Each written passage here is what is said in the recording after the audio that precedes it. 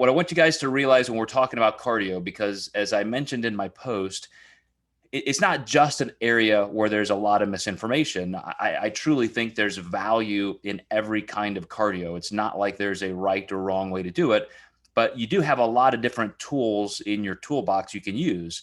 And we are definitely a slave to just what we're hearing in culture, in social media, especially. And I'll make you guys suffer through this story again for those who weren't on that Wednesday call. When I was going through my initial indoctrination into contest dieting and contest prep, it was just a given that everybody did an hour of fasted cardio every day. It's as traditional as the old school peaking methods where you water load and sodium load and then water deplete and sodium deplete, all of those crazy things that we would never do any longer. Cardio was just an hour fasted every morning. That's how you started every day.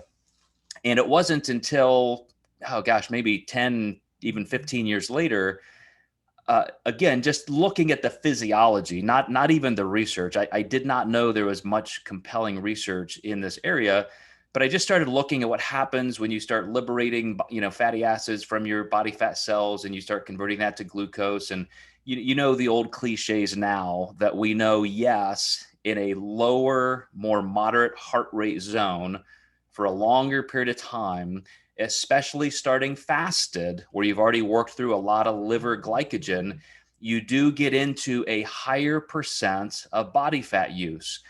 But what in my thought process 20 or so years ago, well, it doesn't matter if it's a higher percentage of body fats if you could be doing just more calorie burning at a shorter interval.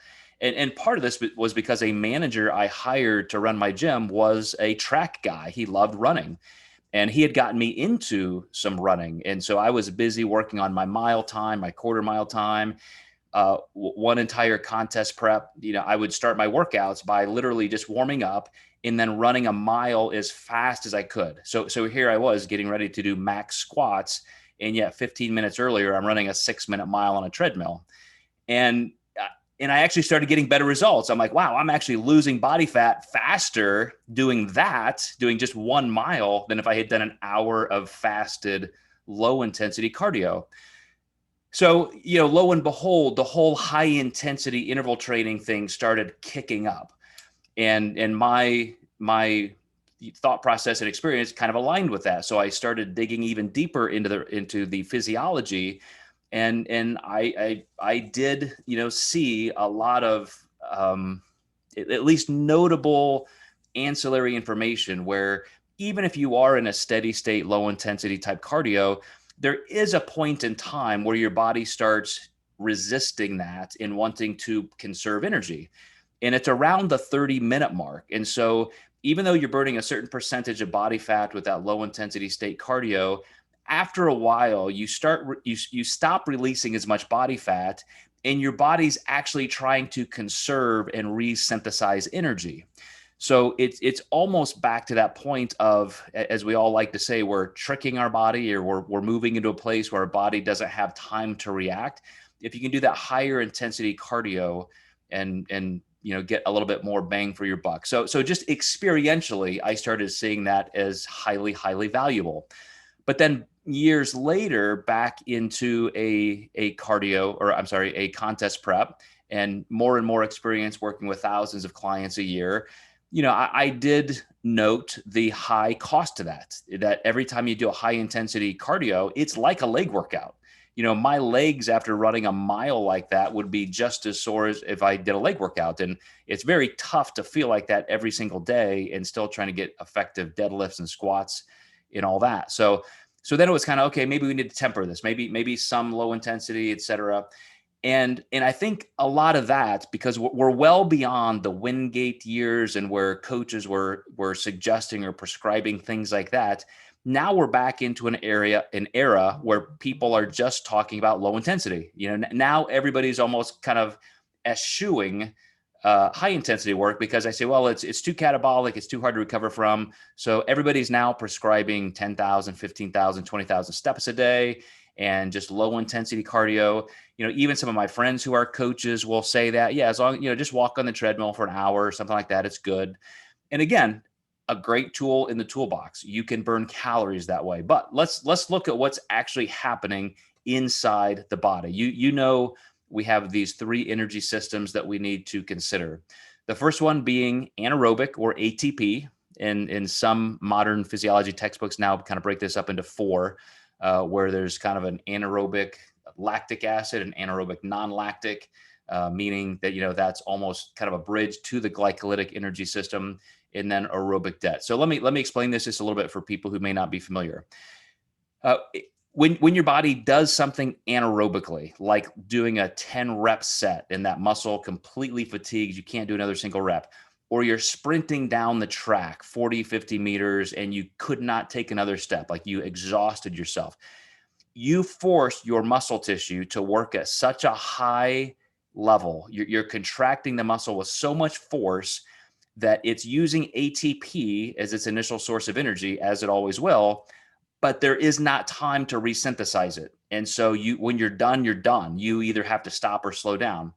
The glycolytic energy system takes over next. What if you did actually slow down? What if you're like, okay, I need to either moderate my pace from the beginning, or as soon as I can't do anymore, I just kind of slow down a little bit and I can go another, minute or two, or another 20 reps.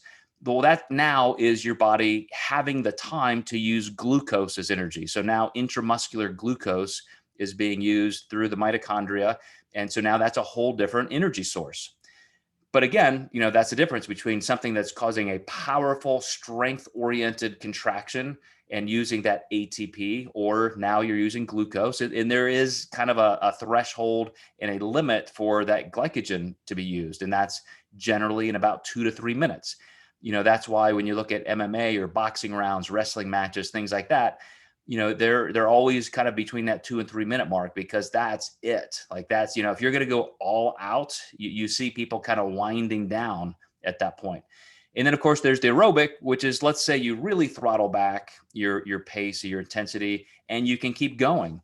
That's when your body goes into aerobic energy systems. And so you can start converting oxygen into energy, and you can go into oxygen debt, which creates this kind of tailwind of having to catch up.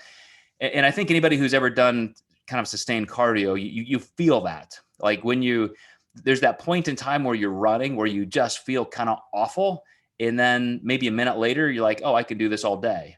And that's you running out of, first ATP, then glucose, and then your body is catching up through that oxygen debt cycle. So, those are the things that we're going through. And if you look at under aerobic, where it says lipolysis, in those longer terms, those longer durations are where you actually start using fats as energy. That's that sustained fat. It's almost a gluconeogenesis, where you're taking that fat and turning it into glucose to be used as energy. So that happens in a calorie deficit. That's what you're doing all day long, or at least in between meals at a calorie deficit, even without the cardio. But those three things will fuel different types of cardio for a much different effect. So one of the things you guys are hopefully used to now too is hearing people talk about NEAT, non-exercise activity thermogenesis. So, it's one thing to talk about the cardio, you're getting an hour a day fasted, or you're getting a certain amount of, HIIT sprints or something like that. You or your coach has divided up your cardio into a certain strategy. But if you're sitting around all day, just not moving, then that's a problem. And so another thing that I think has been a great advantage to our industry is probably within the last decade, everybody started talking about NEAT and the fact that, hey, let's actually measure our steps. And you've heard me talk about Eric Lee Salazar at IFBB Pro, who did a little case study on, his contest prep, where every 5 pounds he lost in body fat, he would add 5 pounds to his body in a weight vest and ankle cuffs and wrist weights. And so all day long, through his prep, he was forcing himself to use the same amount of weight as if he wasn't losing weight, and forcing himself to keep moving, just keep those habits of moving. Don't go from, a standing desk to a sitting desk, or, all those things. When we start getting fatigued, we just start doing less and less. So that's a huge thing. But again, that's just one part of it. I think all of us who are interested in the best acute fat loss we can get in terms of, contest prep, or just for our own particular goals. Not everybody is here for a physique sport event, but we still want the most bang for our buck. We want to move as fast as we can in that weight loss column. So let's break these down a little bit. Some of those hormonal responses we're going to get to. I want to go through a couple studies specifically here. This one in the Journal of Obesity. They really wanted to test the power of the whole high intensity training, gamut. They wanted to see exactly how far you could push somebody and if there truly were advantages to fat loss. So there were two particular types they looked at that I'll explain why. I've talked about this one a lot over the last couple of years, but if you do an 8-second sprint all out, whether it's an arc train or elliptical bike, or you're on a track, or it's something functional like burpees, but let's say you're doing everything you possibly can to get every ounce of energy into those 8 seconds, and then you just back off for 12 seconds. So it may be that you're on a track sprinting for 8, walk for 12, 8, 12, 8, 12. That is designed to only give yourself enough time to replenish ATP, right? Because 8 seconds is not even, getting into the glycolytic energy system. But if you do something like a Wingate, where you're doing 30 seconds or even a minute, and then you give yourself 4 minutes to recover slowly, it's intentionally designed with those 4 minutes so that you can replenish phosphocreatine as well as glycogen, and you get your heart rate back down. So it's almost like complete recovery. And they noted there was a difference between those two, but they also wanted to test this against just low intensity state exercise. What if you just did a comparable amount of exercise, but low intensity? So here's what happened with the high intensity training. Number one, if you guys have been in our last couple of months of Friday research reviews, I've talked about how androgen hormones, testosterone, estrogen, things like that, don't really play a big factor, that don't play a big role in fat loss. We always kind of want to blame testosterone for everything, but there's just not that much going on when it comes to fat loss. Thyroid hormone for sure. I mean, an absolute direct correlation with your thyroid hormone and how fast you will lose body fat at rest. So that's your NEAT, that's your total daily energy expenditure, TDEE. But when it comes to high intensity training or cardio, anything that's going to get an exercise response, then that's when you're increasing the hormones like norepinephrine, epinephrine, the adrenaline family, also called the catecholamine hormones. And here's what happens. I mean, look at this. If you do a bout of high intensity interval training, you increase your growth hormone by up to 1,000%, and that sustains itself for up to an hour. And norepinephrine, epinephrine, even post hits and very comparable to the intensity and the amount of time, goes up also in average of about 1,000%. And you're going to see here in this next slide, or in a couple of slides, that the post-exercise oxygen consumption, can stay at an elevated level, almost at that maximum threshold, for hours, and it can elevate you even at rest, like a day later. You could still have higher levels of that by up to 6 or 15%. But let me get back to this whole metabolic response, which is, again, you're replenishing ATP. You're getting into the phosphocreatine system, which is what resynthesizes the ATP. Then you have all of the intramuscular nutrients going to be used, including glucose, as well as the fatty acids in there. They're going to go through the mitochondria. But again, if you guys have not done this, especially in a calorie deficit, if you have never done super aggressive sprints, and I'm not talking about like just cranking up your resistance on an exercise bike for 10 minutes. I'm talking about a dead sprint, something where you could not do anything harder. And again, it could be on a Jacob's ladder type machine, an elliptical, an arc trainer. People used to use step mills quite a bit. I see they've kind of made a comeback in some gyms. It seems like everybody's got one of those, in a corner somewhere. But look what happens to that longer term response. That post-exercise oxygen consumption, like I said, can be elevated over a long duration. It's definitely driven by your level of intensity. You go through that glycogen faster. So one of the reasons why traditionally we have said, or people have said, that fasted cardio, low intensity state, especially in the morning, is better. It's because your glycogen levels are already depleted when you wake up after fasting all night. Well, as soon as you do a couple cycles of high intensity training, your glycogen levels are there. They're gone. You're now at that level where you would have been in the morning. But here's where the magic starts to happen. You start to increase, you proliferate the number of mitochondria you have in your skeletal muscle cells. These are, as everybody likes to call them, the little now I'm going to blank on this. The powerhouses. It's like the nuclear power plants of energy inside your muscle tissue. So these mitochondria, you can actually create more of them, meaning you have the capacity to burn more body fat at rest. You will actually oxidize more body fat even at rest if you are highly, highly conditioned and athletic. If all you do is one set at a time in the gym and rest, do another set of squats and rest, and your cardio is low intensity state because you're in 2021 and all the coaches are now saying high intensity training is overrated, then you're never going to train yourself to that threshold of literally creating, as cliche and dumb as it sounds, making your body a body fat burning machine.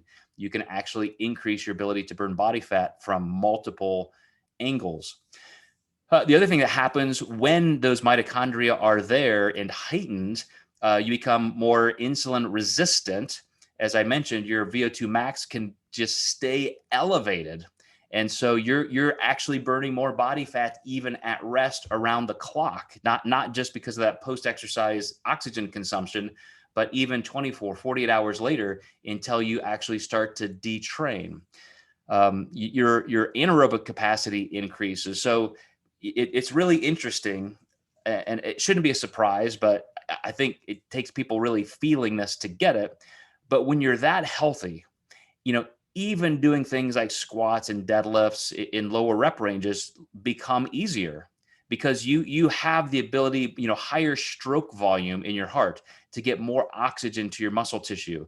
And then, as I said, you have more mitochondria in that muscle tissue to regulate energy. So there is that athletic component. Like you're going to improve a lot of things if you keep some high intensity cardio in. But let's look at what happens with actual fat loss. Is there an advantage or a disadvantage? Well, when you compare it to steady state, this one particular study that I'll show you the citation for on the next slide showed a 48% reduction in fat people who are using high intensity training compared to 18 in steady state. So substantial, almost threefold increase in fat loss when you do high intensity versus low intensity. And again, I mean, that should be a duh moment, right? I mean, you're using more calories. I think today's resistance against high intensity has just come because coaches are always looking for the next thing. We love in our brains to think that if I can find the thing, the one thing that people don't know, here's where culture is. If I can be the counter cultural voice, then I look like the guy or the girl who's got all of the current answers. Everybody else is wrong. I'm the only one that's right. So you're going to constantly see that pendulum swing. Wherever a culture is, somebody's going to pull it in the other direction, and it just goes back and forth. But look at this particular study: 45 female subjects, 15 weeks, the high intensity group doing 20-minute sessions, and this was the 8-second, 12-second split. And not everybody could do 20 minutes right away. That's an aspirational goal. If you only start at 5 minutes, that's totally fine. But the steady state group, 60% VO2 max, that's very, very common, 40-minute sessions. And so they're literally doing twice as much, but they're only going to 60% of VO2 max versus the people who are going all out. And then, of course, they had a control group, people who just did no cardio. We're going to measure what happens to them. So there's an interesting behavioral component to this study that I want to make sure I mention, because one of the things that we often talk about with high intensity work is that it does make you hungrier. And if you're somebody who is committed to your diet methodology of any sort, let's just use macro tracking as a home base for this example. If you are sticking to your diets no matter what, and the high intensity cardio causes a little extra hunger, then maybe you deal with that, maybe you get sick of it and you just don't like it for that reason. For people who don't stick to their diet quite as objectively, then sometimes that high intensity cardio can lead to binges or unplanned increases in cardio, and those are real considerations. But let's see what happens on the other side. So at the end of this study, the high intensity group, and they all had a diet they were supposed to follow, but this, of course, was not inpatient. So the high intensity group lost, more than 5 pounds. The steady state actually gained a little bit of body fat, and the control group actually gained a little bit of body fat. So it's interesting that even though these were not inpatient studies, you had your diet plan that was supposed to give you kind of the isocaloric base, and then your cardio was supposed to create that calorie deficit. Why is it that only the high intensity group, lost? They're the ones who are supposed to be binging and eating more because they're so hungry and they just can't tolerate it. The steady state is supposed to be like, this is chill, it's easy, I can do this, I can do it all day long. Well, I think it just comes down to the physiology. I mean, let's give them the benefit of the doubt and say everybody was compliant with their nutrition. The fact that you're just getting those 1,000% increases in growth hormone, 1,000% increases in norepinephrine and epinephrine, 15% increases in VO2 max or higher, that ongoing mitochondrial density. You just create the environment in your physiological machinery to lose body fat better, and you're forcing it to do so if you're going through that kind of pace. So it's just no contest. So again, you can use all of these tools, but I think my primary goal for this lecture or workshop at this time is because people are starting to brush aside high intensity work as if there's just not that value. It's been overrated. That's the old school way of doing things. Interestingly, now that's old school and it's back to doing low intensity. That's the new, thing to do. But let's dig in just a little bit deeper into how we can use a complete approach with all of these tools. When I'm suggesting cardio for clients, one of the things I like to do is, consider everybody has a life outside of just their weight loss goals. And so I don't like to see people going to a gym or engaging in exercise twice a day, 3 times a day, every day. I think that becomes, completely impractical and arduous, and it does start to impede recovery. So I'll again be somewhat aspirational in my goals with clients, but I also give them the option to take a session off, take a day off when you need. If I say I want 5 of these sessions and 6 of these sessions and 2 of these sessions, that's the goal. But I'm also baking into that recipe the fact that you're going to take 1 or 2 of those off because you just don't have the energy on a particular day. That's how I like to do things. But as I suggest cardio for people, I start out looking at both ends. I'll say, okay, I want to start creating the habit and just the calorie burning mechanism of having some kind of regimented daily cardio. And when I say daily, maybe 5 to 6 days a week. Maybe, plan on 7, but I'm banking on 5 or 6 days being there. And that may start out being something like 20 or 30 minutes and at a moderate, state. I almost lump moderate intensity cardio with low intensity, just completely based on how you feel, because there's such a small line between them. True low intensity activity or cardio is just something like walking. Your heart rate may go up to 90 or 100 beats a minute, and you're just I wouldn't even call it exercise. You may not even be breaking a sweat. These are people who get on the treadmill and they walk at 3 miles an hour, maybe 1% or 2 incline.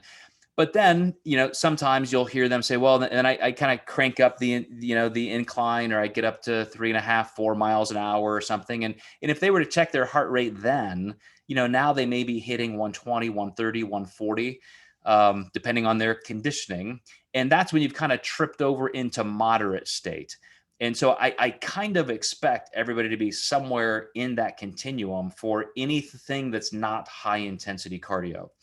And the way I create the nuance is I'll tell clients, there are some days, like, even if you don't feel like doing it, but you just want to make sure you keep the habit, you get the time in, just go walk. Just, I know you feel like shit when you start, but maybe as you warm up, you'll feel better, and it ends up being an okay session.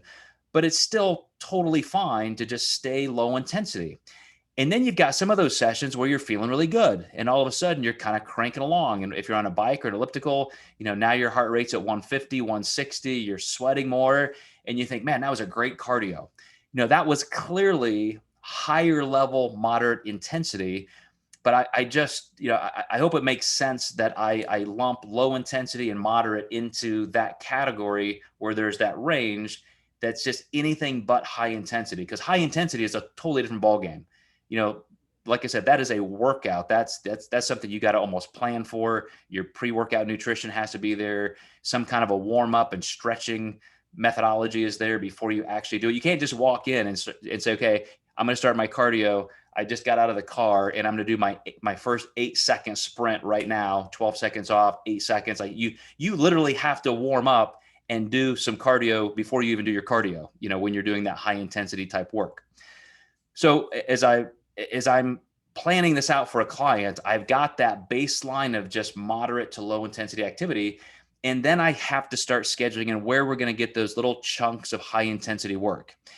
And for some clients, I will say, well, let's use that as kind of a warm up. I want you to have something at the other end of the day. If you can, if you're a competitor and you're super serious about your goals, that's when I think 2-a-day work can be very helpful. Just so you have those 2 times of the day where you're breaking away from sedentary lifestyle activity into doing something physical.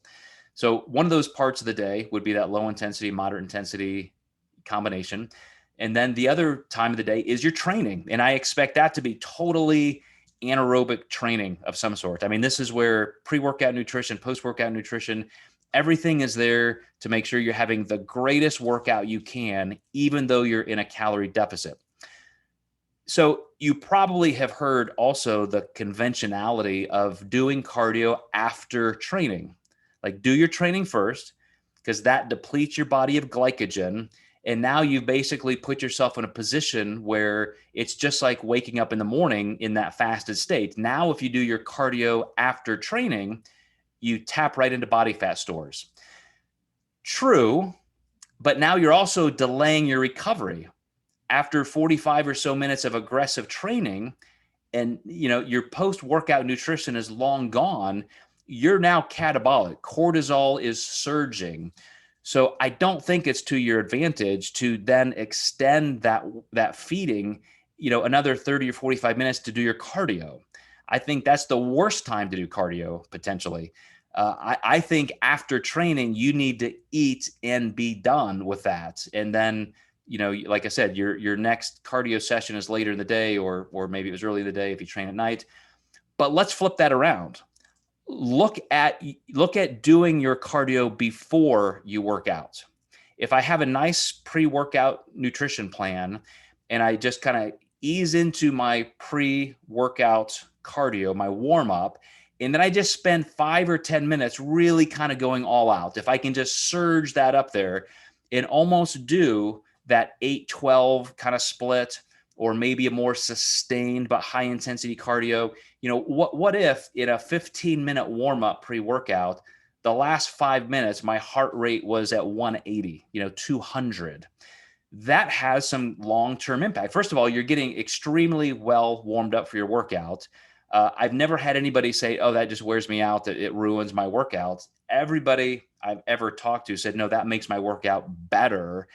And then you've not only burned those calories, you move through a lot of that glycogen. And so now you're going to still burn more body fat during your workout, but you get to consume food again, your post-workout meal, right after you're done with weight training. So I think that's a very helpful way of scheduling, different types of different types of cardio. And one of the things that I do with my high intensity at that point, because now I have my combined low intensity and moderate state cardio at one end of the day. I have my weight training with my just warm up and a progressive warm up pre weight training. I can still get 1 or 2 sessions of independent high intensity work during the week. And that's where I find the big concession. I'm not saying that you have to do high intensity cardio all the time or that it's the only way, but I do like to see an independent session, almost exactly like you saw described here, that 8-second, 12-second split. And for some people, depending on what you like to do, it may not look exactly like that, but I think it does help to have a dedicated session or two per week that is absolutely high intensity. And maybe that actually takes the place of one of your lower intensity sessions on a day where you particularly feel recovered. But let's turn toward why you would choose to modify that at all, just kind of based on your goals. So I mentioned that in one of my contest preps where I really started investigating this, I had some running goals. I really was trying to become a better runner and work on some performance athletic, related type things. And I did not think that would contraindicate my contest prep. I thought I can do these both. And of course, being in a calorie deficit, you're not necessarily going to get the best of both worlds, but I didn't drop it. I didn't concede that this is a time I have to give up that goal. I just adjusted, and it happened to be one of my best, leanest contest preps because I was doing that high intensity cardio. That's what kind of surged my interest in this. But if you are an athlete, let's say that you're listening to this call, this workshop, and you want to get leaner, stay lean. Bodybuilding or physique sport is not your thing, but you really do have some performance goals, somebody like a CrossFit athlete. Well, that's when you really want to fuel your high intensity cardio like a bodybuilder would fuel their workouts. That's when you want to make sure you literally have the glycogen and the glucose, everything for that work that you need, because that's how you would progress. The Olympic trials are on right now. You guys, may have been catching some of those in the evenings. Do you think any 200-meter sprinter or long jumper or any other track and field star athlete, do you think they're withholding food because they want to make their training, quote, burn a little extra body fat? I mean, they're doing quite the opposite. They're making sure that they are fueling their work, their practice, their training sessions, just to make sure they can actually perform at the highest level. I think we need a little of that mindset in physique sport. I think we shouldn't look at all of these cardio sessions as just grinding through fat loss. What if you took your high intensity sessions and treated them just like a workout where you are increasing performance? You are able to, even in the calorie deficit, get deeper and more into that training, and you became more athletic throughout this process. Again, you're only increasing mitochondria. You're only increasing your post-workout exercise consumption, meaning metabolism, meaning extra body fat loss in the hours after training. So again, I think we have to consider all of these variables as tools we can use. So into the duration. I've had clients ask me, what if I can take a 2-hour walk? What if I, I'm on a hike, or I like to do trail riding with my bike or something. I'm not necessarily like tracking the minutes. Sometimes I can go out in the woods and I'm on my bike with my spouse for like 4 hours. That's when I would say it's amazing activity, but you're probably going to have to break that up with some nutrition. You're going to have some Gatorade or a granola bar or a protein shake. And that's okay. You don't have to look at every single cardio session or athletic training session as just fat loss. You're still going to burn those calories, and you can still end up in a net negative calorie deficit position. You can do that extra training, even though you're fueling your way through it. And because of those physiological mechanisms in just greater levels of lipolysis, you're still going to have a net negative result. But when it comes to high intensity, You know, I don't know if there are other research. I should really look and see if there have been any other replicated research studies on this whole mechanism of after about 30 to 40 minutes of training, your body's almost done. And I mean, you've hit a threshold that you could consider moderate intensity state. It could be weight training, it could be cardio, but there is this point in time where your body just starts to kind of shut back down and say, we're just done. Like we were all excited. You stimulated the sympathetic nervous system. We released all these triglycerides in the bloodstream and we're in body fat burning mode. And then you go on for 20, 30, 40 minutes and your body just starts to kind of metabolically slow down and you start resynthesizing those things. And you're no longer burning the same percent of body fat. You're actually now starting to use a higher percent of amino acids as energy. Now you're getting catabolic. Now you're actually tapping into muscle tissue.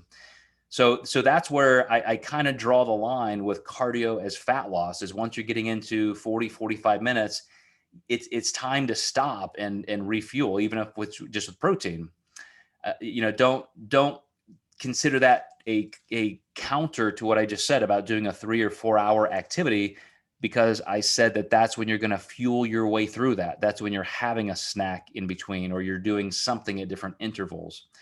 But that's something to really consider is it's not always the longest duration that helps. Now, intensity, we kind of answered all this, but one of the indications that I want to describe is orthopedic. And here's a funny thing. Where's my crutch to show you guys? I lost my prop. It's on the other side of the room. So the last 2 years, I think, every spring when I've started running outside again, very quickly I've injured myself, and it has thrown the entire summer, and it's really pissed me off. So, chalk it up to being old or whatever. But like 2 years ago on my very first run, I strained my piriformis, a kind of a chronic problem I've had. And I just couldn't get over. I could not go back to running aggressively. The summer was shot. I just couldn't do my running like I wanted to. The next year, my third, fourth, fifth time out, I strained a calf, which I've never done before. And I mean, every time I would start running, that thing would just lock up and I was done. So this year I thought, I'm gonna do this very temperately. And so for the first month, this goes back probably to maybe March, I would do my cardio. I would, start on a bike. I would move to an arc trainer. Then I would get on the treadmill and walk for 5 minutes. I limited myself to running 5 minutes at 5 miles an hour. You can almost walk fast at 5 miles an hour. This is not a hard thing to do. And even though I felt great, I made myself do that for a month before I went up. And then I took every session where I would stay at 5 minutes. I went to 5.2. Then the next session, I went to 5.4, 5.6, 5.8. When I got to 6 miles an hour, again, just 5 minutes, I made myself do that for a month. Now I'm into month 3, feeling good. I got this beat. No calf problem, no piriformis problem. This last week, I get up to 6.6. Everything's fine, totally fine. Never felt a twinge of anything. The next day, I couldn't even walk because of heel pain. It was so incredibly, just to even touch my calcaneus, I spent 2 days wondering, like, I don't know. There was bruising on both sides of my ankle. So I thought I had to be a soft tissue thing. I tore something. But then I was looking up the fact that stress fractures will cause some bruising like that. And it was so painful. I thought it just has to be a stress fracture. So I got an x-ray, no stress fracture. But the radiologist said there's definitely a big pocket of swelling, like you tore something, and where I can kind of palpate, I can isolate the muscle that I probably tore a little bit of. All of that just to say, when you're doing any cardio, there is a risk. There's an orthopedic risk to this. And you guys are in the game to be healthier, to sustain yourself. You don't want to have to stop 3 or 4 months in and say, man, now I can't even do cardio and my contest is 6 weeks away or something like that. So you have to toggle your intensity and your duration based on how you feel. And that's why some form of cross training can be very effective. Even as careful as I've always been to do things like that, 10 minutes on the bike, 10 minutes on the arc trainer, 5 minutes of walking before my run. You can still run into those little flukes. And so always consider that as part of the equation. One of the things that I don't see a lot of people doing, and it kind of changed the game for me in cardio, is when I started looking at it as not just fat loss, but something that I will track metrics for, something I find myself improving. I mentioned that for a while I was going to a track and working on times, mile times, 3-mile times, quarter-mile times, things like that. I love to see somebody who would normally just consider themselves a bodybuilder or physique competitor who really kind of gets into having some fun with their cardio. They find an outlet even outside of the sport. A lot of people, have gone into, biking and so forth. So, I would just throw that out there that may make it more fun for you. But let me open this back up and we'll go through some Q&A here. See if you guys have any questions.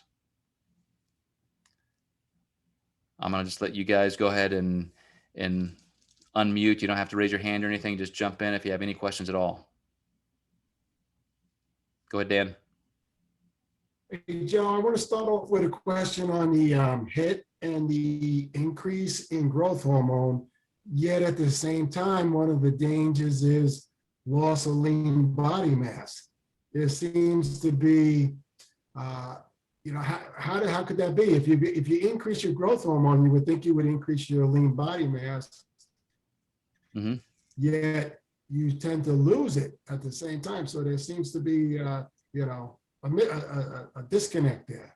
Do you lose lean body mass doing high intensity, short bout cardio, Dan DeSalvo? Yeah. Do you have evidence of that, sir? No, I'm asking you. Well, and the reason I'm throwing that back at you is look at a sprinter's legs. Yeah, they're huge. Exactly. Yeah, you don't lose lean body mass doing high intensity cardio. That's one of those myths. That's a dumb bodybuilding myth. That's just not true. Oh, okay. All right. I don't know. When I saw that one slide, I thought that it said that was one of the risks. No, it's one of the thought risks. Like a lot of people think that. Then if you overdo it, like if you're doing nothing but high intensity training all week long in a calorie deficit without the right nutrition, it's a slippery slope. But if you're measured by how much you do, and like I said, you're treating it as its own workout where you're using good pre and post workout nutrition, treating it like the anaerobic workout it is. But you're right. I mean, the way I put that on that slide was probably misleading. But when I was a physical therapist, especially working at the National Institute for Fitness and Sports in Indianapolis, I did physical therapy and some sport training for some Indianapolis Colts and for some sprinters. I had this one guy who was a sprinter in Indy getting ready for the Olympic trials. The guy didn't lift weights. Like that wasn't his thing. He was just a sprinter. And yet his hamstrings just look like an Appaloosa horse. Like they would just hang there. Like any bodybuilder would have done anything to have these hamstrings. He's never done a hamstring curl in his life.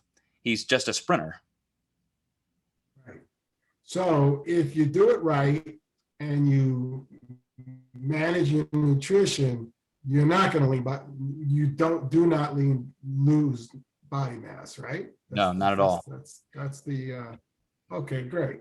Yeah, especially comparative to other forms of cardio, because, again, I would say let's look at that low intensity state cardio. Look at the legs of a marathon runner. Look at the legs of a miler. Those are people who are doing lower intensity, oxygen derived energy system cardio with more duration. That's when you really start tapping into the inability to recover because you don't have inter race or inter training nutrition to the same level. Gotcha. So the key for physique sports then would be to make sure you manage your high intensity HIIT along with your resistance training. That would be the key. Yeah, you go back to that one study where they had a control group, they had a low intensity state group, and then they had the high intensity group. Everybody's nutrition was calibrated to be the same, to be what they needed. The only group that lost body fat were the high intensity people. And it's because, you almost have to treat your high intensity work as if it's not there for body fat loss. It's there for you to have a great workout session, warm up for it, do good pre-workout before that high intensity cardio, post-workout nutrition, and then let your body do its thing. Like, you will burn more body fat acutely and chronically because of that, not because you didn't eat anything or you starved yourself or you're doing it 7 days a week. It's just because you're letting your body become a higher operating machine. Gotcha. Okay, good. Thanks. It's not easy. I mean, I'll tell you that, doing high intensity cardio in a calorie deficit when your body fat's getting low, it's like deciding you're going to go, do a high intensity squat workout. It's like, you just know that it's going to be death.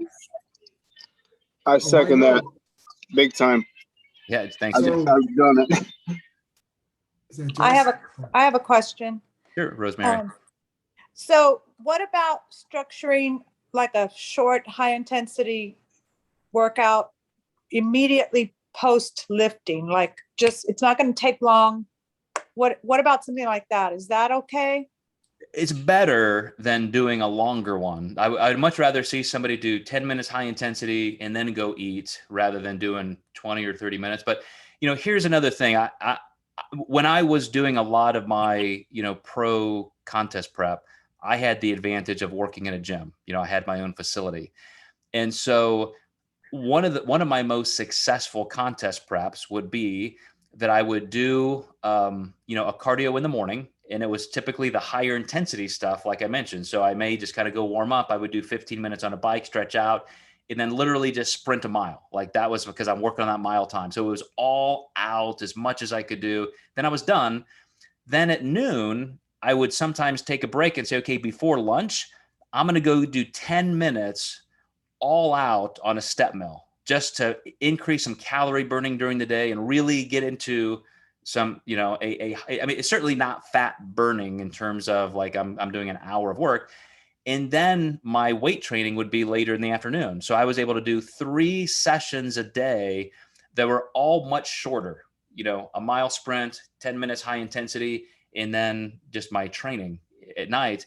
And I'm telling you, man, just having those increased bouts of maximum exertion, as long as you can recover. And because I was doing them, they were all pretty short, I could, that's one strategy that works well. But, to your point, Rosemary, trying to economize time. If you're already in the gym and you just can't come back and you squeeze that 10 minutes in after workout, then that would be the safest way to do some high intensity work combined. Any other questions? Hey, Jesse, since you kind of brought up this whole topic, I'm so grateful for that Wednesday. Did you have any questions or comments based on what you had been thinking or reading through this week? I did not, Doc. I did not. And you actually covered quite a bit of what I was pondering here in this research review. So thanks so much for that. Cool, man. Besides that, no, man, I'm pretty good. All right, Thanks man. Well, I certainly appreciate you and your contribution to the group. Any questions or anything? Mike, Poe, Tiffany, anybody? Everybody's good? Joe, I do have a question. Okay. When Luke came down and talked to us, he stressed that he would do his cardio and then wait 6 hours before he would lift. He was very, very sincere about that 6-hour window. And now I'm hearing you talk a little bit about doing your cardio right before your work. I mean, I'm not sure. I would assume if you could break it up, that's better. Well, for Luke, what's his specific goal? Very different from mine or yours. To be strong, right? He's a competitive power lifter. And so he doesn't want anything to get in the way of a 5-pound increment on a lift. And even though I'm saying like this could be a great warm up for your training and so forth, first of all, I would almost argue the point with Luke. I would say, hey, Luke, have you ever tried this? maybe you'll actually squat and deadlift more because you're much more limber, you're more warmed up, you've got more blood flow. Chronically over time, those extra mitochondria may help you with that lift. So I'm not even sure, he's really done a comparison on that, but that is his justification. That's his reason, is he is all about making sure nothing is interfering with that weightlifting session. I understand. So he wants the fresh legs to do the power lifting, 100%. and then good deal. Okay. Thank you. Absolutely. Good questions. And just even the premise of that question, Mike, is fantastic because, we often forget that we hear somebody that we respect, somebody super smart like Luke. He's got a master's degree in exercise science. He's an unbelievable, power lifter. He's coached college athletes and so forth. And so when we hear somebody say something or read something that they've written, we tend to think, wow, okay, they know what they're talking about. That's what I should do. And just to remember that there's always a context to that. And, maybe that's just one of 6 ways to apply a concept based on their particular goals. Like that's just super important to keep in mind.